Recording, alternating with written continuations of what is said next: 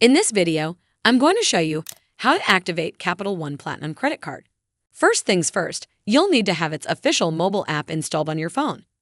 If you haven't downloaded it yet, just head to your App Store or Google Play Store and install the official app. Once the app is installed, open it up and log into your account using its login credentials. However, if you have not yet registered for online banking, you need to sign up for a new one. Once you're logged in, you'll land on your account dashboard. If your Platinum card is already linked to your Capital One account, you should see it listed right there. Tap on the card and you'll notice a prompt that says Activate Card if it hasn't been activated yet. Tap that button and Capital One will guide you through a few simple steps.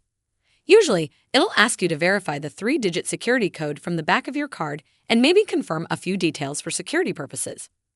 And that's pretty much it. After that, your card will be activated and ready to use.